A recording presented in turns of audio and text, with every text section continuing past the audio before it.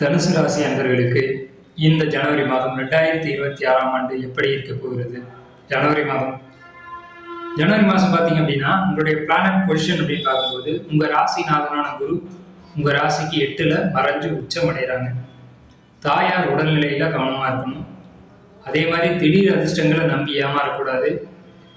உழைத்தால் தான் வருமானம் அப்படிங்கிற எண்ணம் உங்களுக்குள்ளே இருக்கணும். அதே மாதிரி தாயை அப்பப்போ பார்த்துக்கணும். அவங்களுக்கு ஏதோ உடம்புல பிரச்சனை இருக்கு, கண்டிப்பாக குறிப்பாக வந்து சொல்லணும் அப்படின்னா சுகர் தான் நம்ம சொல்ல முடியும். கால் சம்மந்தப்பட்ட முட்டிக்கு கீழே இருக்கக்கூடிய உடல் பாகங்களில் அவங்களுக்கு வந்து பிரச்சனைகள் வரலாம். இடுப்பு சம்பந்தமான பாதிப்புகள் வரலாம், எலும்பு சம்பந்தமான பாதிப்புகள் வரலாம். தனுசு ராசிக்காரங்களுடைய தாயாருக்கு சுகர் பிரச்சனைகள் நிச்சயம் உண்டு. சுகர் இருக்கு ஆல்ரெடி சார் அப்படின்னு கேட்டிங்கன்னா அதை கவனமாக கரெக்டாக வச்சுக்கோங்க, மெயின்டைன் பண்ணிக்கோங்க. இல்லைன்னா பிரச்சனைகள் அதிகமாகும்.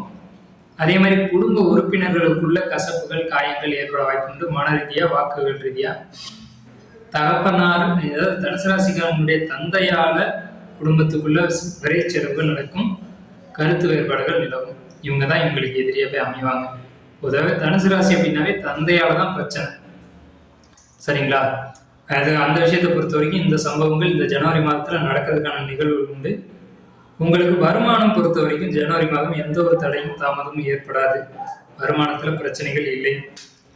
தொழிலில் பிரச்சனைகள் இல்லை. தொழில் பொறுத்த வரைக்கும் ரொம்ப சிறப்பாக இருக்க போகுது.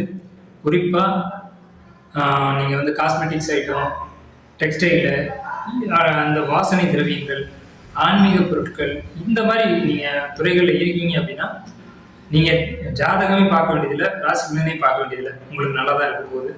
நீங்கள் எதையுமே கவனத்தில் எடுத்துக்க முடியல. ஆனால் நீங்கள் கவனிக்க வேண்டிய விஷயம்ன்றது தாயார் உடல்நிலை, தந்தை, குடும்ப உறுப்பினர்களை பற்றி மட்டும்தான் நீங்கள் கண்டுக்கணும். உங்கள் ராசிக்கு 9ஆம் இடத்துல கேது.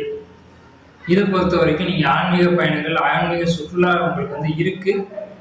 நீங்கள் விருப்பப்படும் பட்சத்தில் அதை நீங்கள் பயன்படுத்திக்கலாம். அப்படி போயிட்டு வர்றது நல்லது. குறிப்பாக வந்து உங்கள் வீட்டுக்கு பக்கத்துலேயோ அந்த மாதிரி இருக்கக்கூடிய கணபதி ஆலயங்கள், 2 கணபதியாக இருக்கக்கூடிய கணபதி ஆலயங்களுக்கு போய் வழிபாடு பண்ணிட்டு வந்தீங்க அப்படின்னா உங்களுக்கு சொன்ன நெகட்டிவான பலன்கள்லாம் மாறும். தனுசு ராசிக்கு இந்த ஜனவரி மாதம் வந்து 80% வந்து நல்ல பலன்கள் தான் இருக்குது. வாழ்க வளமுடன், வாழ்த்துக்கள்.